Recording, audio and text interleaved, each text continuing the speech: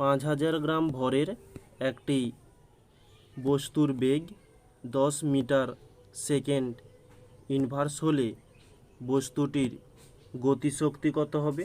তো আমাদের প্রশ্নের মধ্যে এম সমান দেওয়া রয়েছে যে 500 গ্রাম, বস্তুটার বেগ বলেছে ভি সমান 10 মিটার সেকেন্ড ইনভার্স, তাহলে গতিশক্তি ই সমান জিজ্ঞাসা চিহ্ন।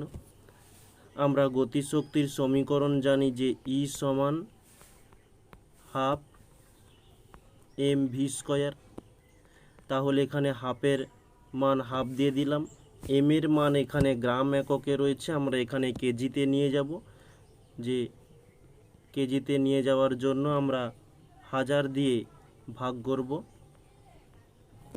এত কেজি। তো 0 0 এদিকের 0 কেটে গেল, 5 2 10, তাহলে আমাদের থাকছে 1/2 ইন্টু এম এর মান তাহলে নির্ণয় হলো 1/2 ইন্টু ভি এর মান হচ্ছে 10 ইন্টু 10, তাহলে 2 দিয়ে দিলে 2 5 10, এদিকে দিলে 2 5 10, তাহলে আমাদের থাকছে 5 5 25। আর যেহেতু গতিশক্তির মান চেয়েছে, গতিশক্তির একক হয়ে থাকে জুল, এটি হচ্ছে আমাদের অ্যান্সার। ওকে।